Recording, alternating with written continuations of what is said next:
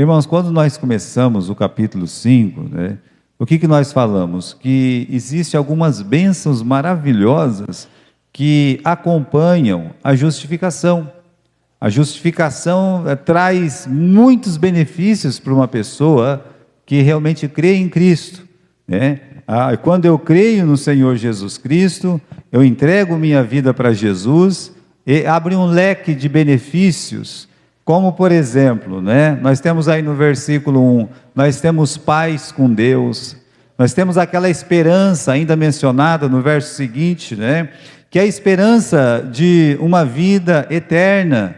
Então ele vai mencionando muitas coisas aqui no capítulo 5, né? Ele fala do que? Olha, nós também, né, nos gloriamos nas tribulações. Ele coloca até a tribulação, ele fala assim, olha, um dos benefícios da justificação pela fé é a tribulação. Mas como é que isso pode ser benefício, né? Ele fala, olha, porque pela tribulação a gente adquire o quê? A gente adquire a paciência, a experiência e a esperança. E ele fala mais uma coisa ainda, ele fala, olha, essa justificação pela fé que Cristo oferece para aqueles que creem, não é? Então, nós somos participantes desse amor paternal. Ele fala do amor de Deus, ele fala da prova do amor de Deus. Então, irmãos, quantas coisas boas, né? Às vezes a gente fica pensando, a pessoa fala assim, olha, o meu filho, ele conseguiu entrar naquela empresa. Aí a gente fala,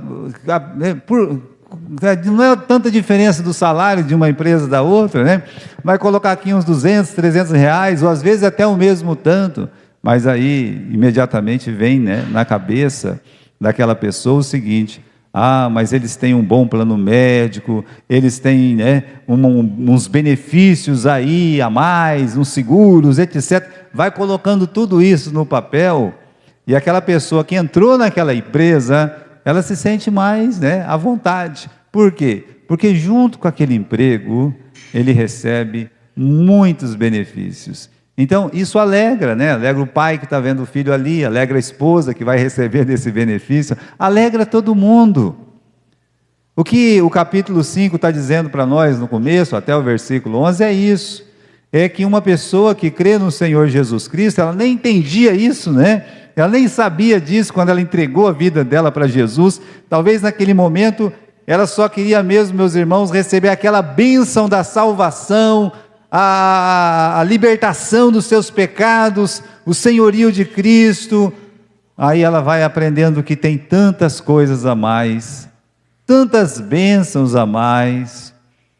Veja, né? Só de você descobrir essas bênçãos que tem em Cristo, você já se enche de alegria, se enche de prazer. Mas depois que ele falou isso, o apóstolo Paulo, ele está mudando um pouco de assunto aqui, não é de assunto, né? Uma mudança radical de endereço. Ele está querendo mostrar para os irmãos de Roma, né, os romanos, como é importante a gente entender aonde é que a gente está pendurado, onde é que a gente se agarrou. A gente realmente já não está mais naquele endereço antigo, que era o mundo, que é o Adão. Agora nós estamos num novo endereço, né? Esse endereço é o Senhor Jesus Cristo. Nós temos uma figura aí antes de tudo, nós temos uma figura, está aí para o meio aí, né? Você pode passar essa figura aqui, né? Porque do versículo 12 até o final do capítulo 5, o apóstolo Paulo fala, é como se ele perguntasse assim, onde é que você está? Você está em Adão ou você está em Cristo?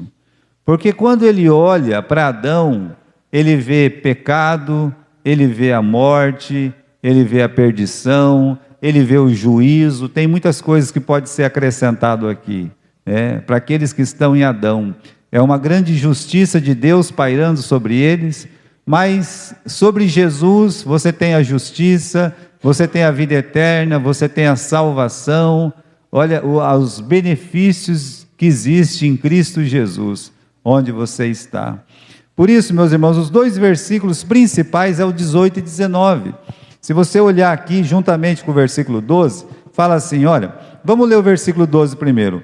Diz assim: portanto, como por um homem entrou o pecado no mundo, e pelo pecado a morte, assim também a morte passou a todos os homens, por isso todos pecaram. Agora olha o versículo 18: pois assim como por uma só ofensa veio o juízo sobre todos os homens para a condenação, assim também por um só ato de justiça veio a graça sobre todos os homens para a justificação de vida. Como que pela desobediência de um só homem muitos foram feitos pecadores, assim pela obediência de um muitos serão feitos justos. Então ele quer enquadrar a humanidade ou em Adão, onde todos são enquadrados, e aqueles que conseguiram sair desse enquadramento adâmico, e ele vai até Jesus. Ou seja, ele é colocado num outro endereço, num outro patamar. É isso que Paulo está querendo mostrar. Não tem, meus irmãos, é tanta coisa como entender. Do que trata o nosso estudo hoje, tá? É um estudo simples. Nós falamos sobre a origem da nossa justificação, até o capítulo 5, as bênçãos da justificação aí do versículo 1 até o versículo 11, e agora Paulo vai fazer o quê?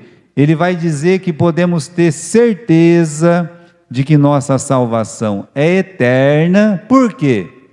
Porque Jesus, ele superou todas as fraquezas que podem ser vistas em Adão, Jesus superou. Não só isso, Jesus superou todos os efeitos negativos de Adão. Então, meus irmãos, Adão, ele fraquejou, pecou, arruinou a sua vida e da descendência toda, estando em todas as boas condições para não fazê-lo. Enquanto que Jesus, estando nas condições precárias de fazer tudo que Adão fez e pior, ele, sem pecado, ele vence. Então, todas as fraquezas de Adão são superadas em Cristo Jesus. Todos os efeitos pecaminosos de uma escolha errada de Adão, então, foram superados lá no Calvário, lá na cruz. É disso que trata esse final do capítulo 5. Olha, irmãos, Paulo ele faz um desenho da humanidade, né? Desenho que coloca o homem em duas situações. Primeiro, coloca a humanidade sobre os efeitos do pecado de Adão.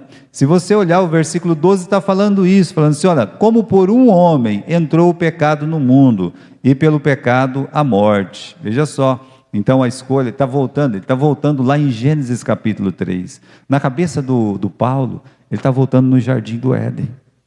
E quando ele volta no jardim do Éden, Deus criou o Adão sem pecado, Deus criou o Adão um homem perfeito, um homem limpo. Deus criou o Adão um homem puro. E aí, meus irmãos, com aquela ordem que foi dada, olha, de toda a árvore que está no jardim, você pode comer, mas na árvore que está no meio do jardim, a árvore do conhecimento do bem e do mal, dela não comerás, porque no dia que você comer dessa árvore, você vai morrer. Então, ele escolheu, meus irmãos, ele escolheu comer daquele fruto. Na verdade, houve essa desobediência, o pecado de Adão, só que o Adão representava toda a humanidade, então houve a escolha, houve o pecado.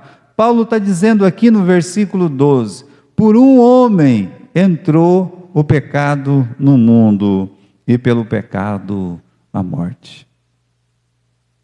Como é as coisas, como uma coisa ruim passa para o outro, né? Como você vê o que aconteceu com essa doença Covid. Alguém foi contaminado naquele mercado chinês. Alguém foi contaminado.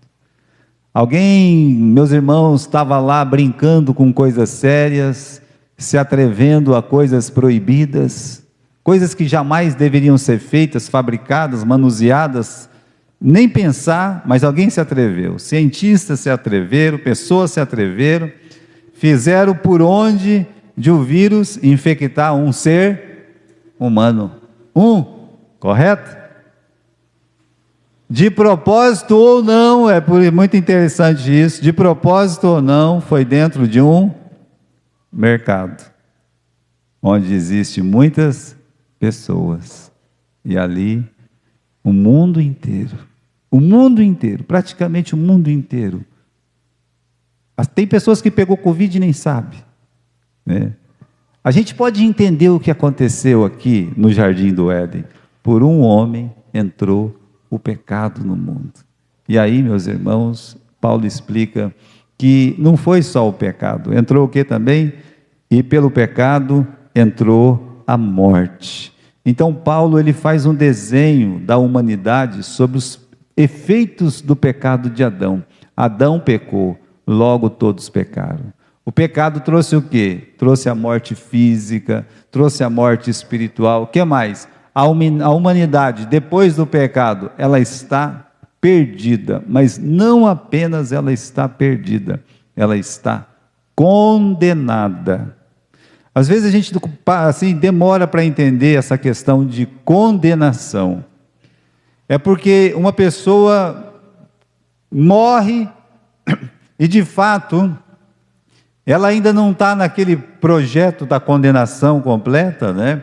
Ainda que já vai viver tristemente a sua alma, mas meus irmãos, depois da ressurreição, e Deus realmente olhar para aquelas pessoas e ter uma condenação pública, verbal, divina, eterna, vai ser uma coisa terrível. Então aqui, os efeitos do pecado de Adão, é que ele trouxe o pecado para todos, é uma morte física, é uma morte espiritual, é uma perdição e uma condenação eterna. Não é só ser um perdido eterno, é estar condenado a um juízo terrível eternamente. E por outro lado, Paulo ele desenha como pode ser o homem sob os efeitos da justiça de Cristo, né? Jesus não pecou, Jesus cumpriu as exigências de toda a lei, as exigências de Deus, né? A morte veio por Adão, então a humanidade é condenada pela morte, porém Jesus, com a obediência dele, né? A gente vê isso claramente, meus irmãos, no versículo 18, versículo 19, quando no versículo 19, por exemplo, lá no meio fala assim, olha, e o que ele fala aqui? Pela obediência, lá no final, pela obediência de um, assim como a desobediência de um levou todos à condenação, Paulo está dizendo, pela obediência de um só, todos, né, que creem, eles podem ser salvos. Daí que vem essa figura, né, que a gente já mostrou, onde nós estamos pendurados, né? Quando você nasce, você está em Adão, não tem jeito, você vai ficar em Adão, você está lá, você está nesse endereço, lá na casa do Adão, você é um adâmico de completo. Aí, meus irmãos, só a graça de Deus, quando você entrega a vida para Jesus, pode te tirar disso. Então, de fato, a humanidade toda está aqui. Eu estava aqui, você estava aqui. Agora, para estar em Cristo, é pela fé. Então, pode pular aí, né? Estamos pendurados em quem, né? Olha, existe dois homens, um é Adão, o outro é Jesus, como está aqui no capítulo 5, tá certo? E todas as pessoas estão penduradas, ou Adão, ou eles estão penduradas em Jesus. Mas eu sou de uma raça superior. Não existe raça superior, mas tem algumas pessoas que alegam isso. Inclusive, meus irmãos, né? Inclusive o judeu tem isso com ele, né? Ele tem isso com ele, de se sentir superior por causa da promessa que Deus fez para ele. Mas não, né? Tem aí esses povos nórdicos que eles se acham melhores, né?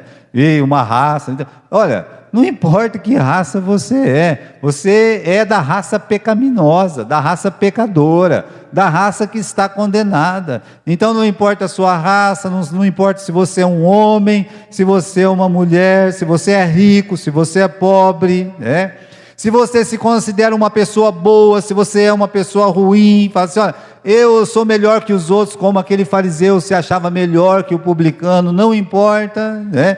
Não importa se você pertence para uma igreja, eu sou da igreja batista da fé, eu sou da igreja batista pentecostal, não importa de que igreja você é, né? Isso não vai fazer diferença. Não importa o tamanho do seu conhecimento bíblico, porque os religiosos no tempo de Jesus, eles sabiam praticamente todo o Pentateuco, toda a lei decorada, de cor e salteado, como eles sabem lá. Quando você vai lá, você pode testemunhar com os seus olhos, eles recitando, meus irmãos, os textos bíblicos, sem olhar para um papel, sem olhar para nada, seja no Muro da Lamentação, seja numa sinagoga, eles fazem questão de se levantar e recitar de Gênesis 1 até Deuteronômio capítulo lá no final lá, pronto, muito melhor de conhecimento do que nós, eles têm conhecimento, agora, eles estão pendurados em Adão,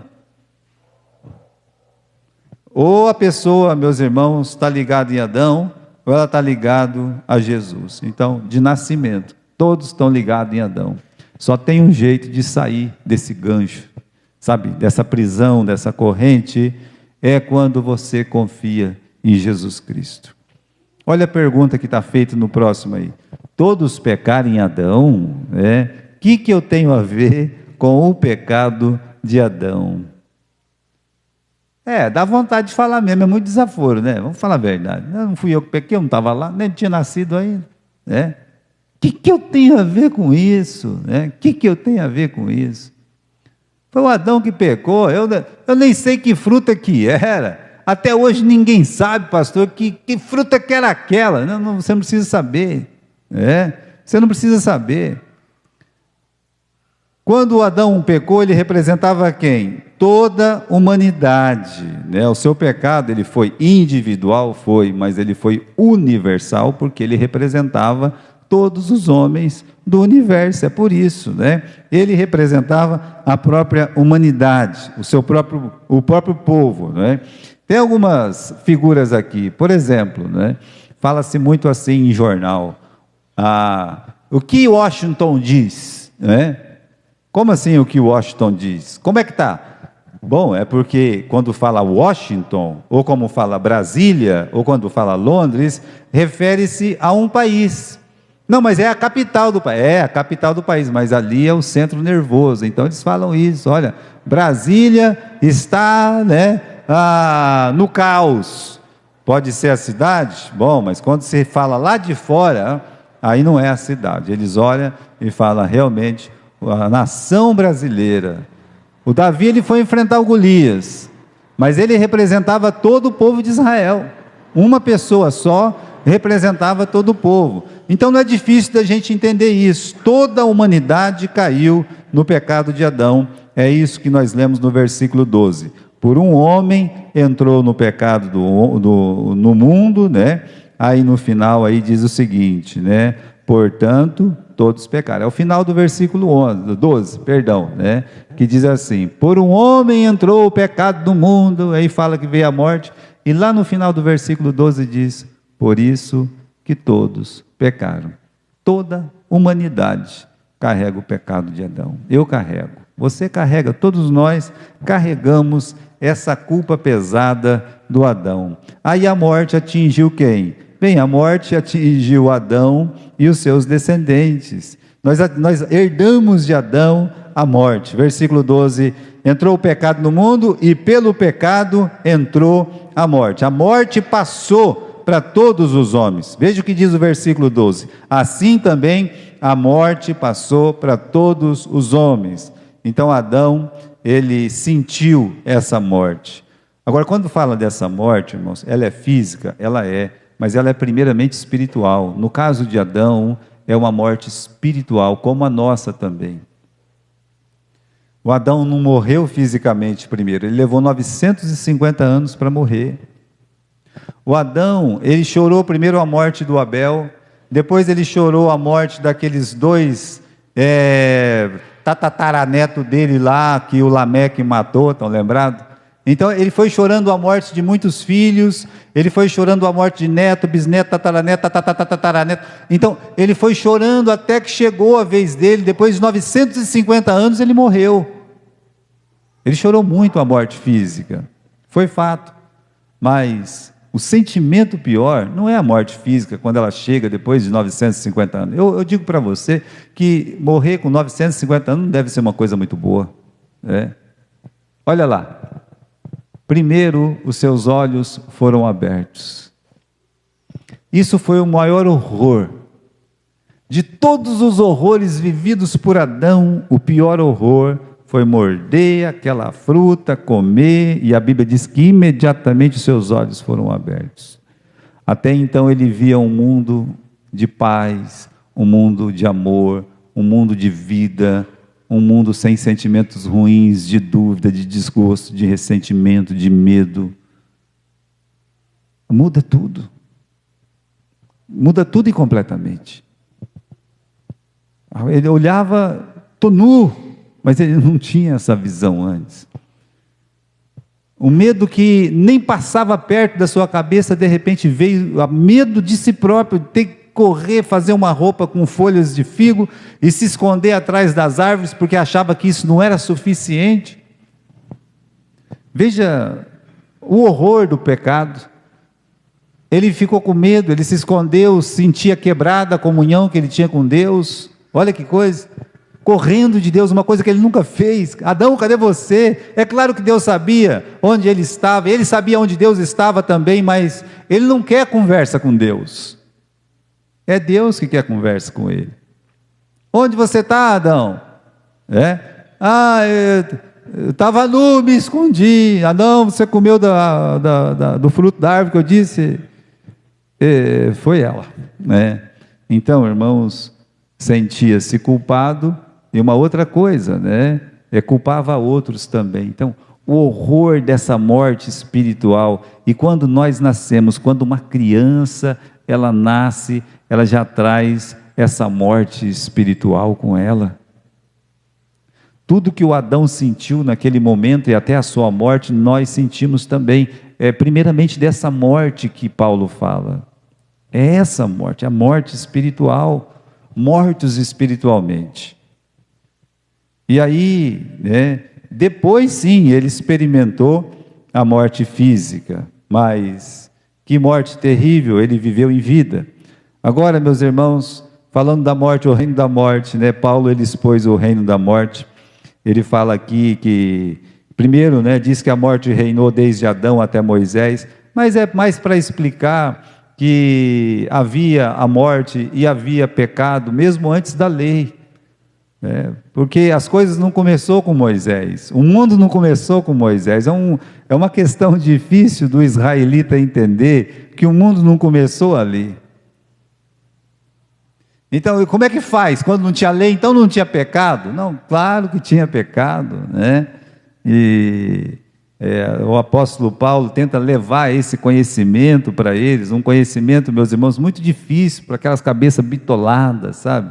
É muito difícil você falar de graça, você falar de salvação eterna, de você falar da obra meritória divina em Cristo, lá no Calvário, para uma pessoa quadrada no seu pensamento, como o Nicodemo. Como é que pode ser isso, E um doutor da lei com tanta dificuldade de entender que é só crer em Jesus. Então Paulo ele tenta tratar desse assunto também, porque ele sabe que as pessoas têm dificuldade com isso. O que é o reino da morte? É a força da morte. Meus irmãos, capítulo 15 de 1 Coríntios, no versículo 26, diz que a morte é a última inimiga que vai ser o quê? Não é nem vencida, viu? Porque a morte foi vencida onde? Foi vencida onde? Lá na cruz. Houve a vitória da morte na cruz, mas ela existe ainda. Mas teve uma vitória lá. Acontece que o capítulo 15 de 1 Coríntios, versículo 26, diz que aquela morte vai ser o quê? Aniquilada completamente. Deus vai pegar a morte, vai pegar o capeta, o demônio, Satanás, vai jogar onde? Ele vai jogar lá no abismo, correto? Jogou lá dentro, tá certo? E depois, ele vai pegar a morte. Finalmente ele vai pegar a morte e vai jogar lá dentro do abismo também. É a última inimiga, meus irmãos, a ser aniquilada, mas ela é chamada dessa força, né? E aí, meus irmãos, Jesus, ele venceu essa morte, e um dia ela vai ser completamente aniquilada, jogada mesmo lá no abismo. Mas uma outra coisa aí, o juízo da ofensa de Adão, esse é outro ponto. Vamos para o versículo 16. Não foi assim com o dom, assim o dom como a ofensa por um só que pecou, porque o juízo veio de uma só ofensa, na verdade, para condenação. O juízo veio de uma só ofensa. Olha lá. Então, agora tem uma outra tradução que parece que fica mais fácil de ler. Por uma só ofensa veio o juízo sobre todos. O pecado não trouxe só a morte, seja ela física, seja ela espiritual. O pecado trouxe o juízo, né? Uma coisa, meus irmãos, vamos dizer, a gente vai morrer mesmo, tal, né? Então, sou um pecador e daí, quem que não é? Não, a pessoa é desaforenta, tem desaforento. Aí a pessoa fala assim, e outra coisa, né? Eu nem quero viver com Deus. Então, é o seguinte, eu vou viver a minha vida, não quer dizer que eu vou ser ruim, que eu vou ser bom, vou viver do jeito que eu quiser, depois eu vou morrer e vou sumir, vou desaparecer, vou morrer e acabou. Se o pecado trouxesse só a morte, seria isso, correto? Morreu, acabou. O Hitler, morri aí, mas matei um monte de gente, ainda tem 6 milhões só de judeus, né? Vou sumir do mapa, vou me suicidar aqui, morri, pronto, acabou a história. Não, calma lá, né? Paulo está dizendo aqui que por uma só ofensa veio o juízo, né? Então não é só morrer, sumir sem deixar rastro, outra coisa é pecar, morrer, ser julgado e condenado.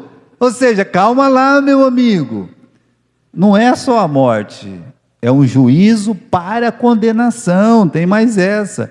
Então o pecado, ele trouxe juízo para condenação, não é um juízo que o homem pode escapar, eu acho que eu sou bonzinho, Deus vai deixar eu escapar, não, né? É um juízo para condenação, ou seja, lançar o homem no inferno porque ele é um pecador. O simples fato dele ser um pecador, ele pode se achar bom, ele pode se achar de uma raça boa, ele pode, como nós já falamos, mas o juízo que Deus tem sobre pecadores, sobre o pecado, é o seguinte: pecou, então você está julgado, né? Condenado, para quê? Para o inferno. Então esse juízo é resultante da ira de Deus. Então vamos aprender primeiro isso aí, né? Não é só a morte, veio o juízo também, né? E isso é terrível, a gente tem que entender que é terrível. E aí, meus irmãos, sabendo que além da morte, o ser humano está condenado para um juízo eterno, né? O pecado trouxe esse juízo eterno, é que aparece a figura de Jesus. A figura de Jesus é para superar todos os pecados de Adão. Veja, o Adão pecou, Jesus não pecou. Mas não é só isso. É para fazer o quê? Desfazer todos os efeitos negativos do pecado. É do que trata Paulo. É o que Paulo está dizendo. Vamos ler com atenção aqui o versículo 18 e o versículo 19. Assim como por uma só ofensa, veio o juízo sobre todos os homens para condenação, assim também por um só ato de justiça veio a graça sobre todos os homens para a justificação de vida. A obra do nosso Senhor. Essa obra, vamos mudar aí, né? Já expomos o combo que veio com a desobediência do Adão, pecado, morte, juízo. Agora é importante destacar o combo daqueles que estão em Cristo Jesus. É bom, ter combo é bom. Parece que não, mas é bom.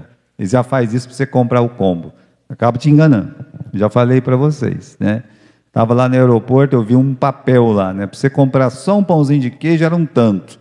Aí para vir 2 pãozinhos de queijo e um café, era quase o tanto num pãozinho de queijo. Eu digo, me dá esse aqui, né? Já vem o café, já vem 2. Mandaram um café desse tamanhozinho e dois pedaços de pão de queijo. Não dava nem para, né? Falei, fui enganado no combo, né? Mas o combo de Jesus é que Ele não apenas, né, te dá vida abundante neste mundo, mas Ele te dá a vida eterna no futuro, mas mais do que isso, a comunhão que você tem em Cristo hoje com os irmãos e com o próprio Cristo, a bênção do Espírito Santo dirigir a sua vida, mas depois, meus irmãos, viver com Jesus, nesse tempo antes da ressurreição, e viver eternamente com Cristo no novo céu e numa nova terra. É muita coisa, é coisa assim maravilhosa. Então, meus irmãos, Cristo é o Adão ao contrário. No lugar do pecado, temos obediência. No lugar da morte, nós temos ressurreição. No lugar do juízo, nós temos justificação e salvação. Aí a última pergunta, para a gente terminar, é como foi possível Jesus reverter os males causados pelo pecado de Adão. O Adão, ele desobedeceu. Por isso, aqui no versículo 19, vamos ler aqui, né? Porque como pela desobediência de um só homem, muitos foram feitos pecadores, assim, pela obediência de um, muitos serão feitos justos. Pela obediência de Jesus, muitos serão feitos o quê? Justos. O que isso significa? Paulo tratou desde o capítulo 1 até o versículo 5 só disso. Justificação pela fé. O que é a justificação? Alguém lembra o que é a justificação? É ser declarado justo por quem? Por Deus. É Deus olhar e dizer assim: Marcos, eu não vejo nenhum pecado em você. Ele vai olhar e dizer: eu? Irmão Gilberto, Deus olha e fala assim: eu não vejo nenhum pecado em você. Meu irmão, não é comigo, né? Sim, é com você. Isso é justificação pela fé. Não é você se declarar justo. Não é as pessoas da rua te declarar justo. Não é a igreja te declarar justo. É Deus olhar e dizer: não vejo nele nenhum mal. Pilatos disse isso: não vejo mal nenhum nesse homem. Falando de quem? De Jesus. Mas Deus em Cristo Jesus vai dizer: olha, pela obediência de Jesus e pela fé que você teve em Cristo Jesus, eu não vejo nenhum mal em você. Por isso, como foi possível Jesus reverter os males causados pelo pecado de Adão? Primeiro, pela obediência. Adão desobedeceu o mandamento de Deus, mas Jesus, ele foi obediente. Toda a vida de Jesus foi um ato de obediência. Ele sempre obedeceu. Agora, é Paulo que fala sobre isso em Filipenses 2,8, né? Assim, na forma de homem, ele humilhou-se a si mesmo, entregando-se à obediência. O nascimento dele é um ato de obediência, dentro da Trindade. O crescimento dele dentro da casa do seu pai, da sua mãe, ali, olha, também é um ato de obediência. Ele ir ser batizado pelo Batista também é um ato de obediência. Ele esperar a declaração dos céus: este é meu filho amado que me dá alegria, é um ato de obediência. Ele resistir até chegar à morte, ou seja, né, podia desistir da humanidade, mas ele resistiu. Toda perseguição, toda injúria, todo desacato, ele foi lá até a cruz. Na sua última oração, antes de ir para a cruz: Pai, se puderes, afasta de mim este cálice, mas não seja feita a minha vontade, mas a sua vontade. Ele sempre dizendo, desde quando Jesus nasceu: eis-me aqui, Senhor, para fazer a tua vontade. Então Paulo está dizendo que ele humilhou-se a si mesmo, ele entregou-se à obediência até a morte, e morte de cruz. Então, no versículo 19, lá no final do versículo 19 diz, pela obediência de um. A pergunta lá em cima é, como foi possível Jesus reverter os males causados pelo pecado de Adão? Primeiro, pela obediência. Jesus, ele obedeceu sempre o Pai. E depois, tem mais alguma coisa? Tem. Segundo, por um ato de justiça. Ué, pastor, o senhor inverteu, o senhor colocou o 18 na frente, atrás do 19, né? Colocou 19 na frente. Porque esse ato aqui de morrer na cruz, ele não teria valor se Jesus não fosse santo, se a vida dele não fosse uma vida completamente pura, sem pecado. Então, poderia estar morrendo na cruz, Senhor, né? Eu estou aqui, Pai, para morrer por eles. Aí, e se tivesse pecado? Não, você não pode não, tem pecado aí. Eu não posso aceitar. Não dá não. E se o Daniel, que é um exemplo, meus irmãos, o Daniel na Bíblia poxa, que pessoa, né? Que linda é a vida de Daniel, que linda é a vida de José. Né, Mariazinha? São duas vidas que nós amamos ler o tempo todo. E se ele tivesse morrido na cruz por mim, né? O Daniel, chegar, não, Gilberto, fica tranquilo, né? Você é muito pecador, mas eu estou melhor que você, fica sossegado, porque eu vou lá, vou morrer no teu lugar, Deus vai, né? Ia valer? Não. Ele nasceu com os pecados de Adão. Ele precisava da mesma salvação que eu tenho, que é Cristo Jesus. Então, irmãos, primeiro, a obediência. Segundo, por um ato de justiça. Vamos ler o versículo 18. Assim como por uma só ofensa veio o juízo sobre todos os homens para condenação, assim também por um só ato de justiça veio a graça sobre todos os homens para a justificação de vida, a vida eterna. Um só ato de justiça. Essa morte, a morte substituta vicária, né? O ato de justiça é o Calvário, o ato de justiça é a cruz, tá? Então, um ato de justiça, Jesus tomou sobre si os nossos pecados, não somente os nossos pecados, o castigo, né, que nos traz a paz, veio sobre ele. Por isso é tão linda, aquela passagem, meus irmãos, de Isaías 53, aquela passagem, como você consegue enxergar Jesus ali? É por isso que, assim, já fazem, que a gente celebra a ceia desde Galha, né?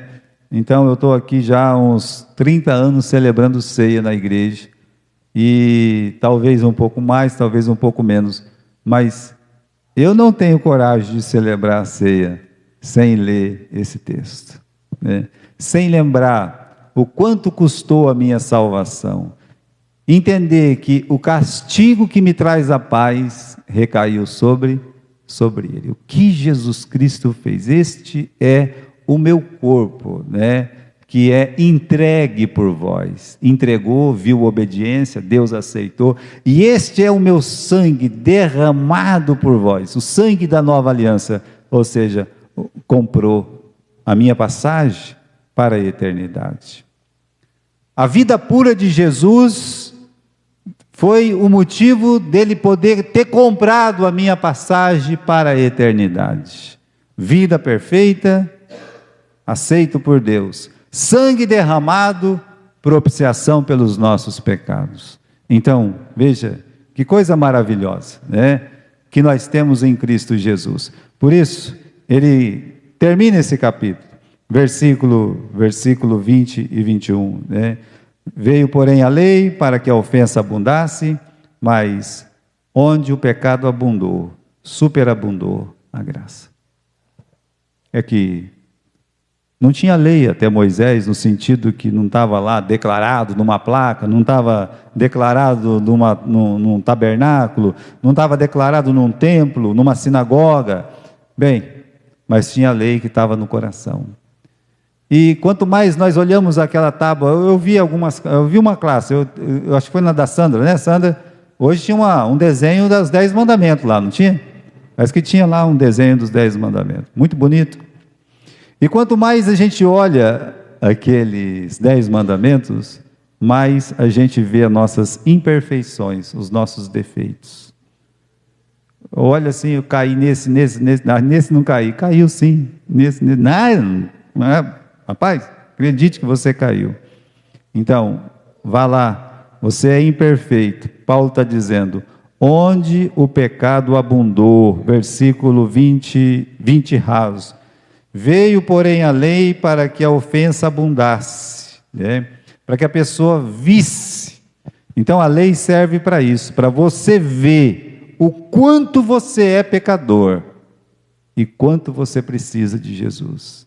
Por isso ele termina dizendo, aonde o pecado abundou, superabundou a graça. Quando você consegue olhar para a lei e ver seus pecados, corre para Jesus, abunda a graça de Deus. Dizer, olha, como eu sou devedor ao meu Cristo, para que assim como o pecado reinou na morte, também a graça reinasse pela justiça para a vida eterna.